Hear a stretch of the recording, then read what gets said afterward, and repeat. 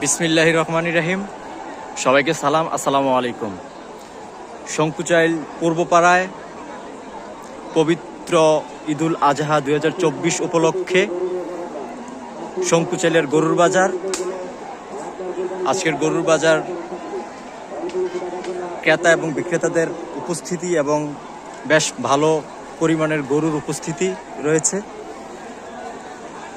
আপনাদেরকে আজকের গরুর বাজারের অবস্থাটুকু দেখানোর চেষ্টা রাখছি। ধন্যবাদ সবাইকে।